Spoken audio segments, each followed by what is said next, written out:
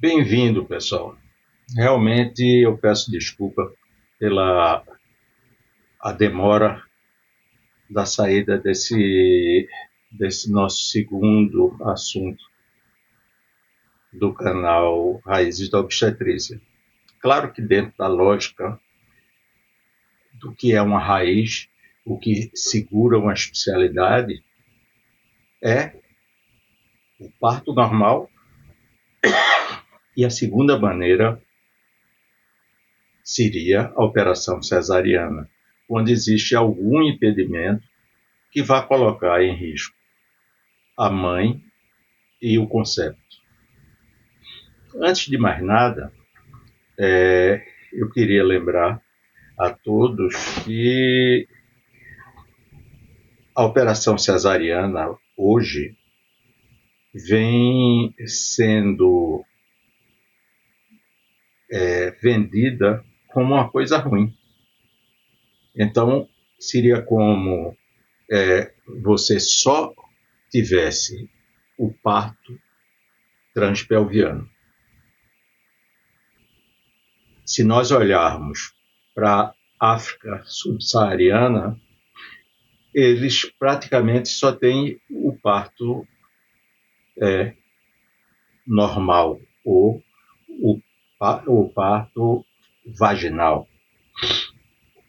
E a mortalidade materna é 2 vezes a do Brasil, fora a ocorrência de fístulas as mais diversas e mortes do concepto ainda intraútero por partos impactados. O problema é que hoje se vende para uma grávida a ideia de que ela pode ter o controle do seu parto, quando que o controle do seu parto e da segurança deve ser relacionado a um especialista que possa ver com antecedência as dificuldades que podem advir desse parto, tanto para a mãe quanto para o feto. Criou-se até termos que não são do momento, médicos cesaristas e vaginalistas. Quando que isso aí é, ou deveria ser? Médicos que defendem o bom nascer. Então, dentro da evolução na obstetrícia até hoje, situações que apresentam dificuldades intransponíveis para a saída do concepto da pelve. Pode ser patologias maternas, hemorragias, e a paciente pode ter feito uma cirurgia reparadora do assoalho pélvico, e fístulas e bem-estar fetal. Lembro a vocês que o bem-estar fetal só começou a ser estudado depois que se resolveu o problema de uma outra via de parto, porque quando não se tinha acesso a uma operação cesariana, era esperar que esse feto fosse nascer. Podia ser vivo ou morto, com problema ou sem problema, mas não se tinha um plano B para se parir.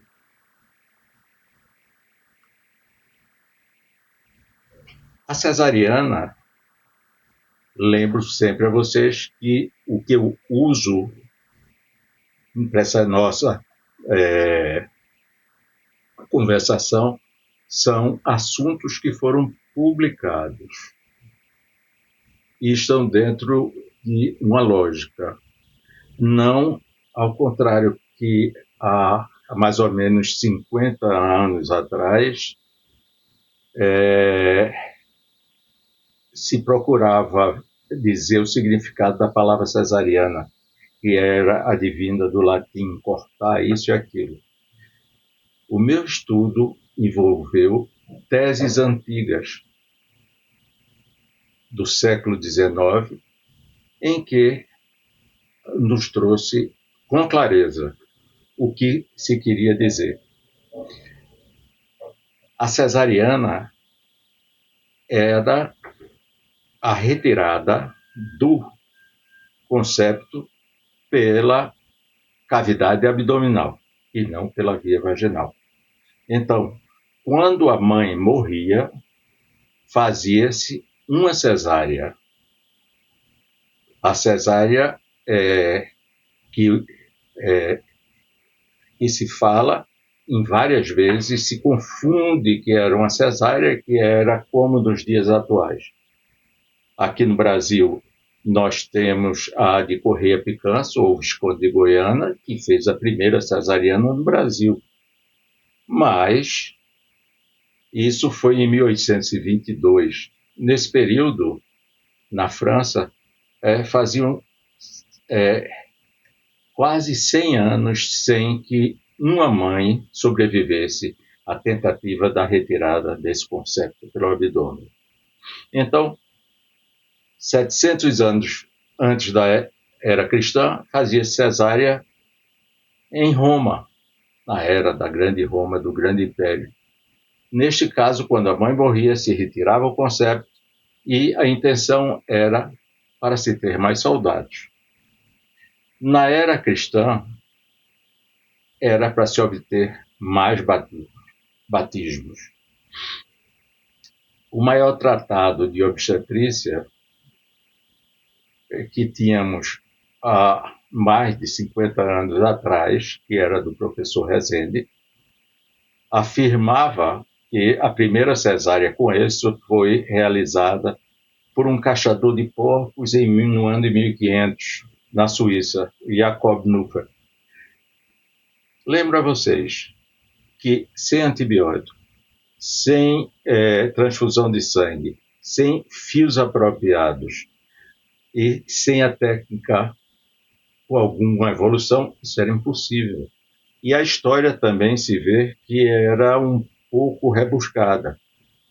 Imagine uma história que foi contada 25 anos depois do ocorrido, quanto ela teve de modificações.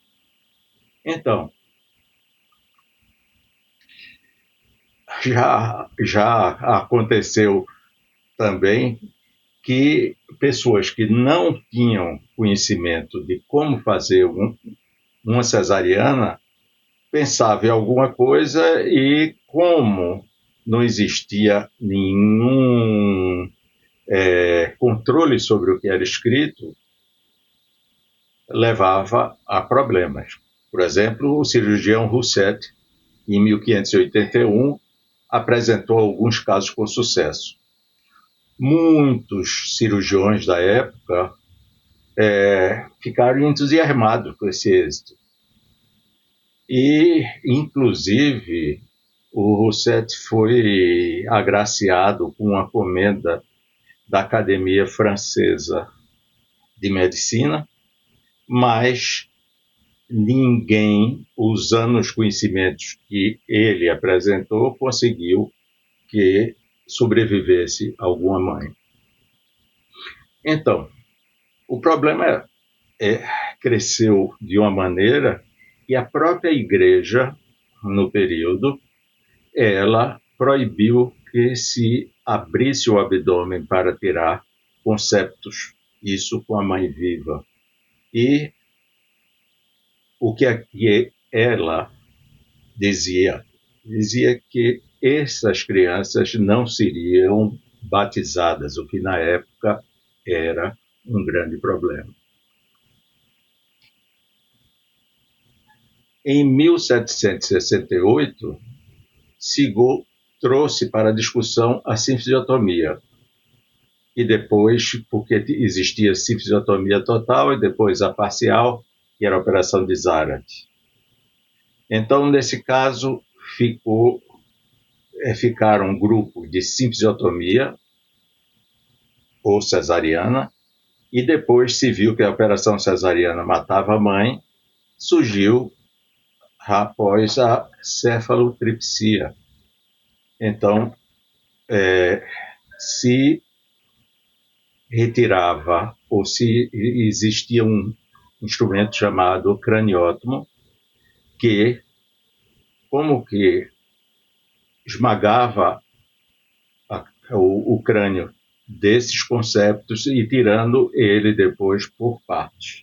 A sinfisiotomia era uma incisão na sínfise púbica e que procurava-se ampliar o trajeto desse feto.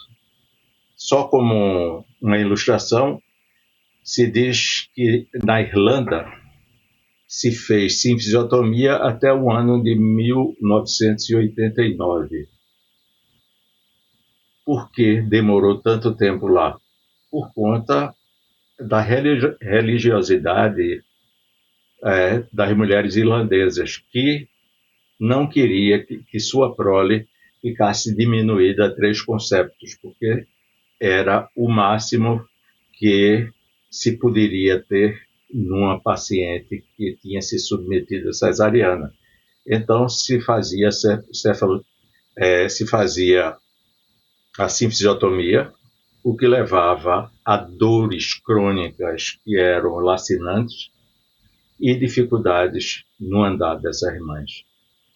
Então, houve um grupo, como hoje aqui no Brasil estão organizadas os grupos de violência obstétrica e tudo mais, e se chegou à conclusão que não se deveria continuar com a sinfisiotomia. Eu lembro uma coisa importante, expectativa de vida. As primeiras décadas do século XIX, até 1820, era 33 anos. 1900, ou seja, século XX, 43 a 46, e no século XXI passamos para 80 anos. Isso é outro fator a se pensar. A maternidade ela vem sendo cada vez mais postergada para idades que são maiores. No ano de 1976, o próprio Rezende já falava que era uma primípara idosa, ou seja, aquela que paria aos 27 anos. Isso era chamado primiparidade tardia. Então, hoje nós estamos vendo as diferenças. As diferenças são como a expectativa de vida foi aumentando, então as coisas puderam ser feitas com mais calma. Então, primeira gravidez, as mulheres hoje estão escolhendo serem mães a partir dos 35, às vezes aos 40 anos. Então, isso traz problemas diferentes de que no começo, que as mulheres também era precoce a paridade. As mulheres começavam a parir com 16, 17 anos. Ninguém sabe se existe algum processo, algum problema em pacientes que estão parindo mais tardiamente. Por exemplo, da exposição a hormônios, fármacos. E lembrando, enquanto o homem tem um espermatozoide que ele está maduro com 75 dias e a produção é constante, a mulher possui os óvulos que nasceram com ela. E, por conta disso, também aumenta-se o risco de síndromes genéticas. Temos que lembrar, pelo que me foi pesquisado, que a obstetrícia, ela tinha nomes muito fortes, ou mais fortes, na França. O exemplo que nós temos é esse senhor Lawson Tait, que era um cirurgião que afirmou que só existiria uma solução para evitar a mortalidade da mãe, tanto na placenta prévia quanto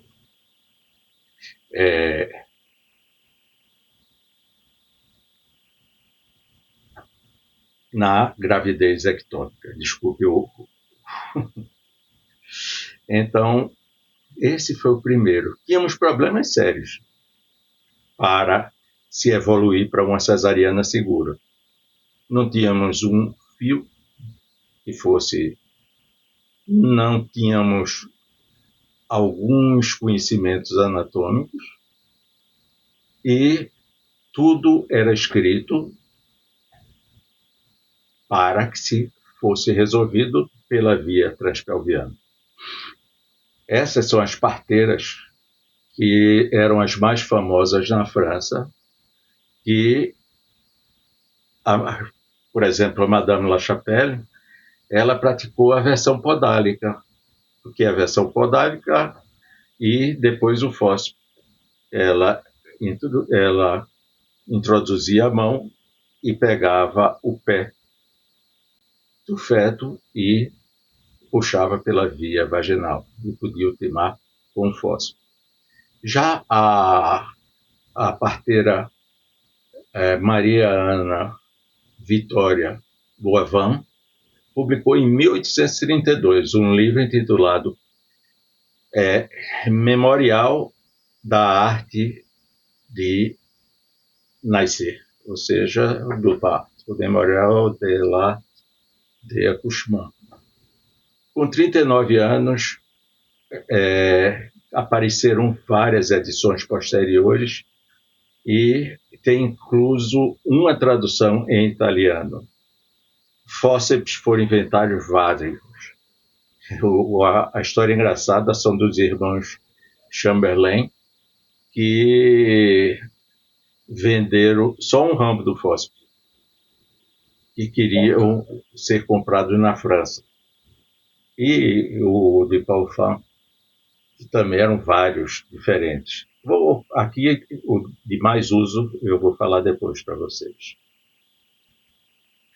Então, antes da operação cesariana, nós tínhamos que, o que é que foi observado? Abrir o abdômen para se tirar o concepto, morria a mãe, apesar de algumas vezes tirar o concepto vivo. Então, você vê que era tirar uma parte, você vê, começa aqui pelas pernas, de acordo com a disposição desse feto, até usar o craniótomo e retirar o resto dele e mantendo a vida dessa mãe. A história da cesariana, ela se confunde com a maior revolução que nós tivemos no mundo rumo à industrialização. Foi a Revolução Industrial. Você vê que seguiram várias ondas. A primeira, 1760, 840, 840, 870.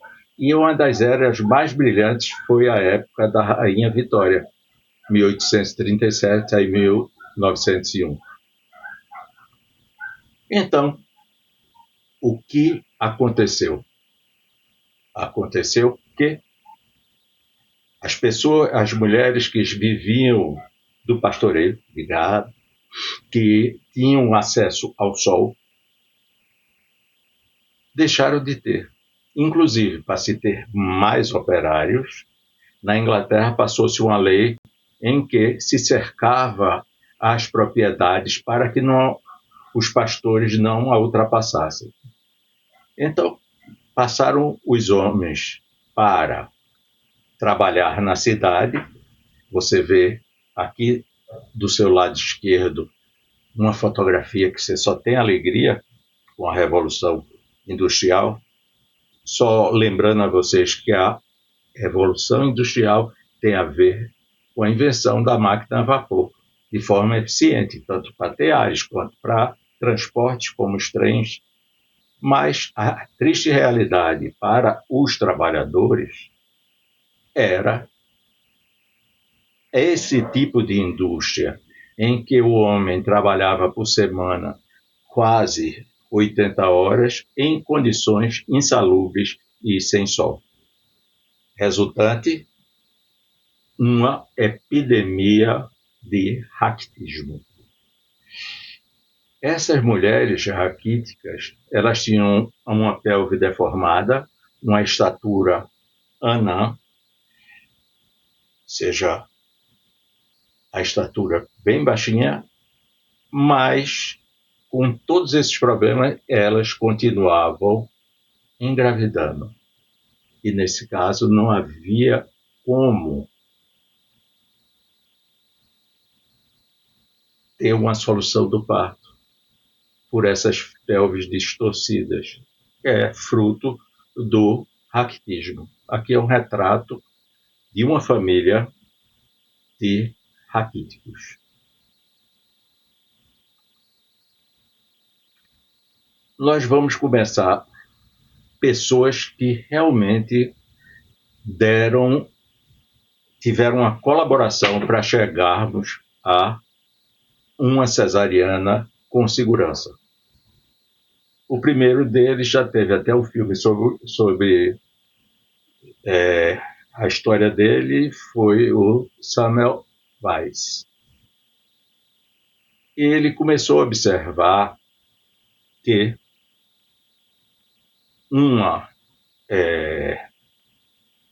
um problema que ocorria com as pacientes, que era, na maioria das vezes, mortal, era a febre puerperal. Então, o que é que ele recomendou? Lavar a mão com cloreto de cálcio. Cloreto de cálcio, ele é realmente uma coisa que ninguém, na época, acreditava nele. Lembro, não existia o látex para fazer as luvas. As luvas eram e a proteção era feita, às vezes, com bexiga de porco ou outros animais. E ele recomendou isso e ele era austríaco, muita gente que começou dentro do serviço da universidade onde ele trabalhava, em Viena, a fazer um bullying científico.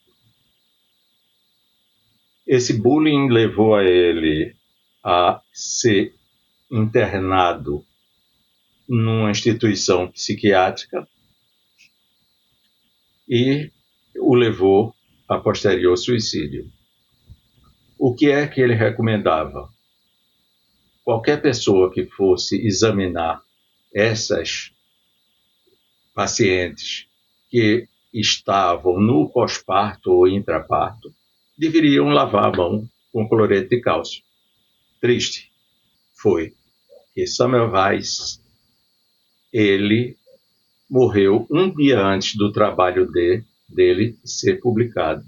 Vejam que, após a intervenção do cloreto de cálcio, a queda da mortalidade por febre puerperal, o que aconteceu. Mais triste ainda é que, em 1862, Louis Pasteur ele apresentou numerosos estudos sobre a existência de bactérias. Outro passo para saber o que é que ocasionava essa mortalidade.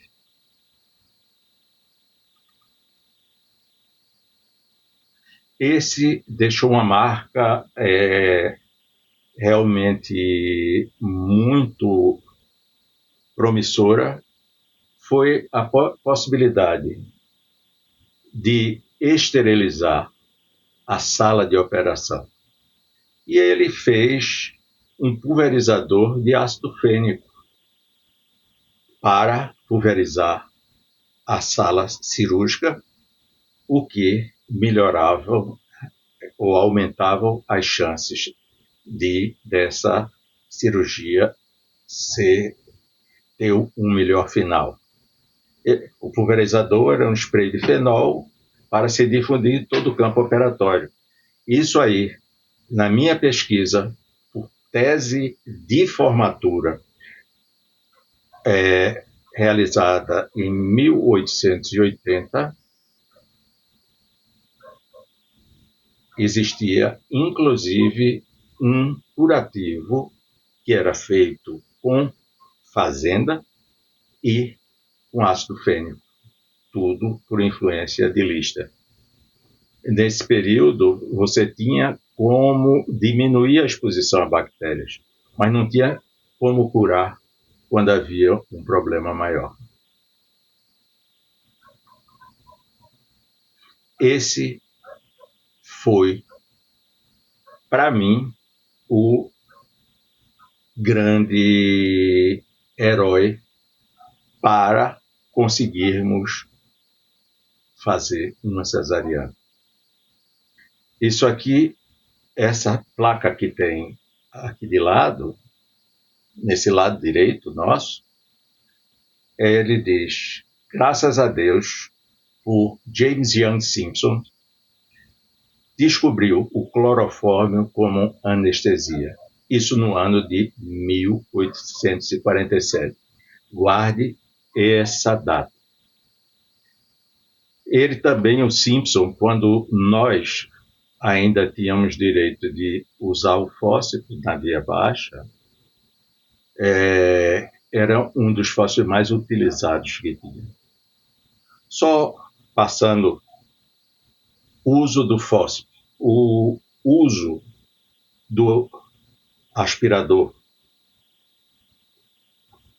eles constituem um parto instrumentalizado. Não pode-se dizer que é um parto espontâneo, mas não faz parte do que queremos homenagear o James Simpson. James Simpson estava, ele e amigos reunidos, e ele tinha recebido o clorofórmio. O clorofórmio era uma invenção americana e se continuava a operar as pacientes com éter. Éter é um potente vasodilatador e as cirurgias não lograram muito êxito. Já o clorofórmio, ele tinha várias vantagens, inclusive para a analgesia de parto. Como é que ele suspeitou disso? Um dos amigos dele, ele pegou um guardanapo, um pano, qualquer coisa que ele tinha, colocou o clorofórmio e disse ao amigo para cheirar. Então, o amigo caiu em narcolepsia. Então, ele disse, isso deve funcionar para o parto. Tinha um dos amigos dele, dessa data, que a esposa estava grávida. Veja que nessa época, como eu disse anteriormente, não se pensava tanto no concepto que passava, deixava de passar. Ele disse, tua esposa está grávida, vamos fazer um parto sem dor para ela usando o clorofórmio. Meu amigo, está certo. E fizeram. E logrou êxito. Então, se progrediu a estudar o clorofórmio. Veja que nessa época o quanto vivia esse pessoal, como era curta a vida.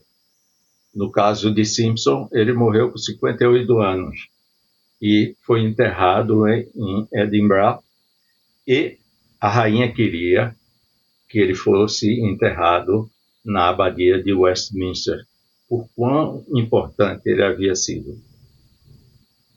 Então, aconteceu mais uma coisa bastante importante. Foi que John Snow, que é o pai da epidemiologia, ele estudou a dosagem do clorofórmio para uso no parto. Ele era extremamente meticuloso e realizou a anestesia da Rainha Vitória em 2 dos seus partos.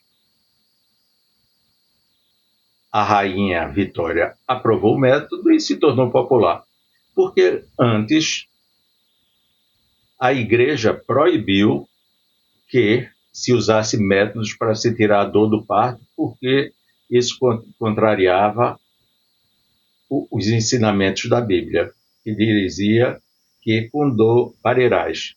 Mas depois que a Rainha Vitória aprovou o método, todo mundo queria ter um parto como teve a Rainha Vitória. Agora, esse foi realmente o que usou esses conhecimentos que foram armazenados e realizou a primeira cesariana a qual sobreviveu mãe e filho. Não foi que ele chegou e pensou que eu vou fazer assim em humano. Ele teve uma técnica que foi publicada pelo uma experiência de 7 anos em animais de Giuseppe Cavallini. E ele encontrou essa paciente, Júlia, que por coincidência tinha o mesmo sobrenome do pesquisador, era Giulia Cavallini, 1,24 m, estatura de anã. A pelvis distorcida no trajeto devido ao raquitismo na infância. Ela foi operada após 7 horas de trabalho de parto, do trabalho de parto ter se iniciado. Sobreviveram mãe e filho. Depois de um turbulento pós-operatório que durou 40 dias. O ano era de 1876. Eduardo Porro, ele se valeu desse instrumento que se chamava o constrictor de Sintrat. Era como se fosse um cano com um puxador e fazia essa alça. Por quê? Ele, depois da retirada do concepto, ele passava essa alça no útero, próximo da bexiga, e apertava ele e se retirava o útero. Fazia-se uma esterectomia. E se deixava o coto do útero exteriorizado por fora do abdômen. Veja que a Júlia, ela tinha essa cicatriz depois, isso está no museu que é dele. O Antônio Porro, Eduardo Porro, era, além de ser professor de obstetrícia, na sua vida, ele foi senador da República e ele esteve junto das forças de Garibaldi na unificação da Itália. Realmente, ele era o máximo. Ele publicou o trabalho, o ano foi 1876, e o trabalho era da amputação útero-ovariana como um comprimento do corte cesariano.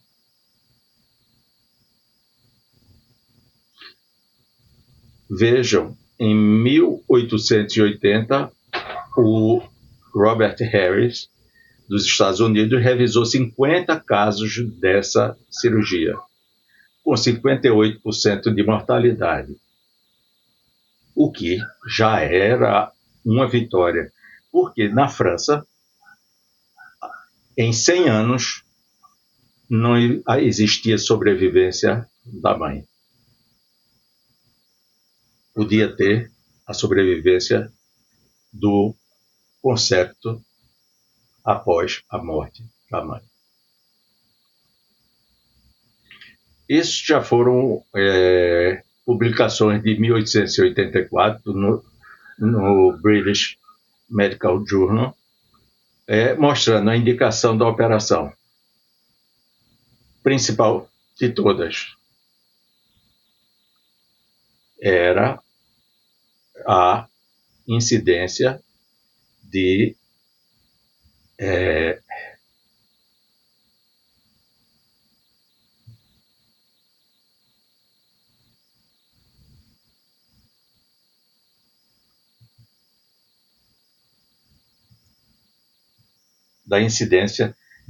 Ractium. Veja que era o maior. A diferença entre os outros, pelve de anã, 4 casos. Agora, as causas da morte, qual era a principal? Peritonite séptica, sepsemia, peritonite, choque, até tétano, pneumonia e bronquiectasia, mas o principal eram causas infecciosas. Depois ele mostra, nesse trabalho, a diferença quando você deixava o coto uterino dentro do abdômen ou deixava fora do abdômen. Então, teve 13 casos que deixou-se o coto dentro do abdômen. Dos 13, 10 morreram. Na extraperitoneal, quando deixava esse coto para o lado de fora, de 121, 57 sobreviveram, 64 morreram. Isso era o ano de 1976, que só teve um caso.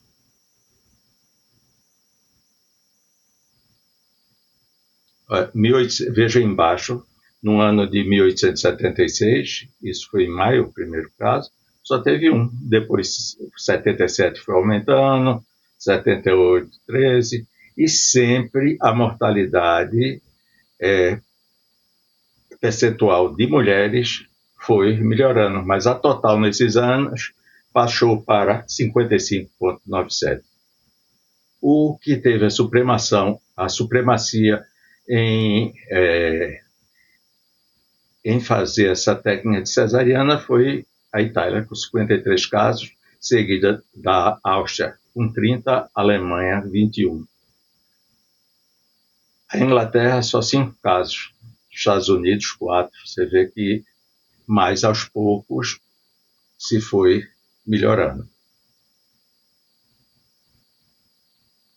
Esta era uma data que deveríamos comemorar sempre.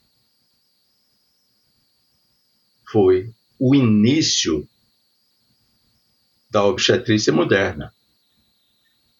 20 de maio de 1876, com a cesariana de Eduardo Porro, que sobreviveu mãe e filho. Antes desta cesárea, foi relatado na França que nos 100 anos anteriores, como eu falei anteriormente, a mortalidade materna era 100%. Em 1851, chegou mais um elemento para se fazer cirurgias obstétricas com mais segurança. O James Marion Sims, que é o pai da ginecologia moderna. Lembro, a ginecologia, ela veio para reparar, no início, os problemas ocorridos durante os partos. E o principal problema eram as fístulas. Quer dizer, o uso do fio de prata para correção de fístula, que foi ele que introduziu, veio nos ajudar para a operação cesariana. A ginecologia a moderna, se iniciou pela urogineco, e eu sinto, pelo que eu observo, que está voltando a uroginecologia ser prevalente nos dias atuais, pelo número de lacerações que temos. Isso aí começou a ter discussão de como deveria ser feito a incisão, que era transversa, segmento inferior do útero, e Sanger era longitudinal. E os dois introduziram com êxito o uso do fio de prata no fechamento do útero na operação cesariana. Miométrio suturado com fio de prata e o peritônio de seda. Por que aqui o fio de prata foi um sucesso? Porque não tínhamos os fios, não tínhamos catgut, não tínhamos muito menos nylon, se usava fios animais como crina de cavalo ou alguma coisa que pudesse momentaneamente interromper o fluxo de sangue e hemorragia das artérias uterinas. Então, lembrem, desse período foi 82, foi aumentando a sobrevivência de mãe e filho. Então, já 2 autores recomendaram antecipar a indicação da cesariana, o que resultou no melhor prognóstico materno-fetal. Esse foi o autor da técnica de incisão do útero, que foi a mais popular antigamente, que é Kerr. Até quando dizíamos que fizemos a cesariana, era cesariana segmentar a Kerr. Ele foi vice-presidente do Colégio Real de Obstetras e Ginecologistas. E ele substituiu a incisão longitudinal com o respaldo do professor Dely e o professor Becker. Esses dois eram autores dos 2 tratados mais importantes na época de obstetrícia. Esse era o ano de 1926.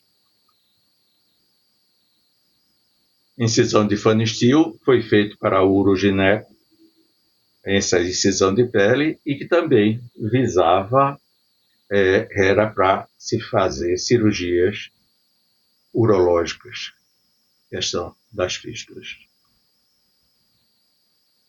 E nós temos outro grande herói, esse aí é considerado o maior obstetra do século XX, e é o professor Dely, que fundou uma maternidade em Chicago que foi referência para todos, que é o Lying-in Hospital de Chicago. Ele morava nesse hospital.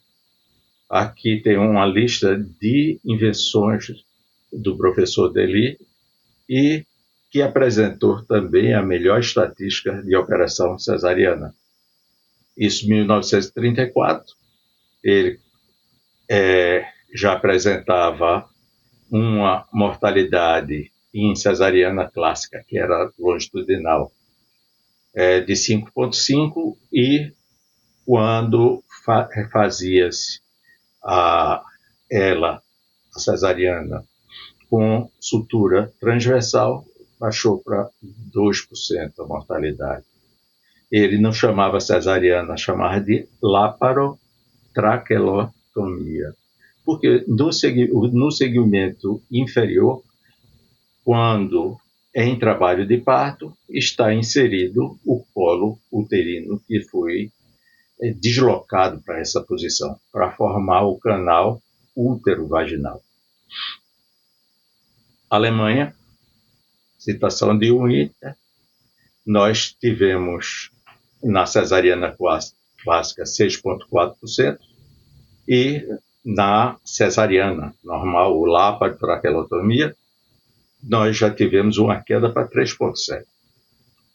No hospital do professor Deli, nós tivemos na clássica 6% e já caímos em 1.875 casos estudados para menos de 1% de mortalidade.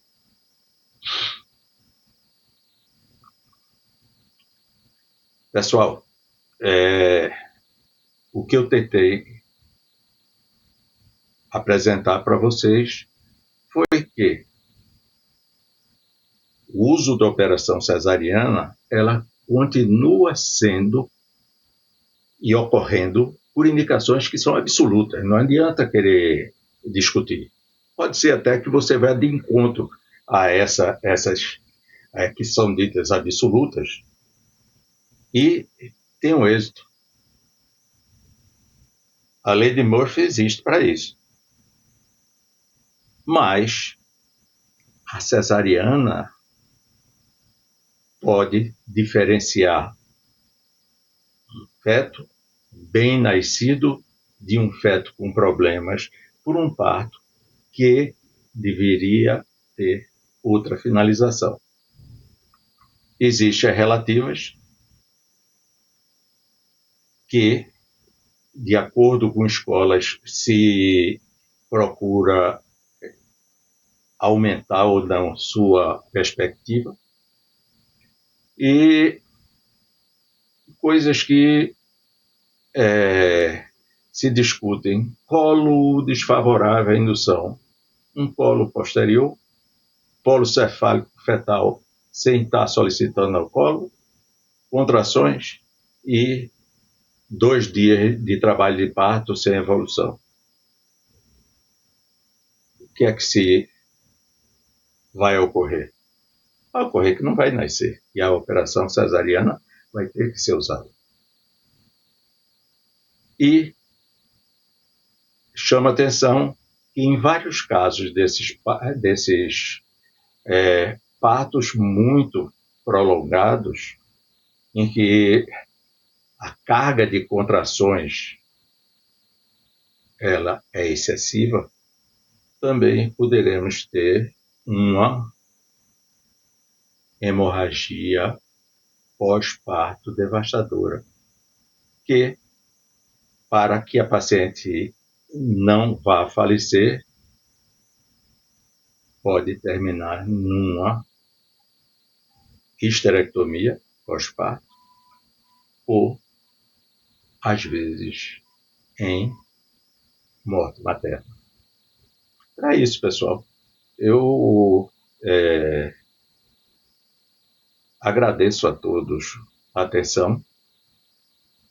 Tudo que eu procurei trazer para vocês foi uma história que eu acho que é bastante bonita e que hoje a cesariana é a cirurgia mais realizada no mundo e que nós temos ela como aliado para o bem-nascer daqueles que não podem, daquelas mulheres que têm impossibilidade de um parto normal, um parto transpelviano. Agradeço e um abraço para todos vocês. Até o próximo. Lembro, eu vou procurar discutir depois desse período, início do século XX, como veio evoluindo a cesariana. A cesariana, ela quem acompanhou para e passo a sua segurança foi a anestesia.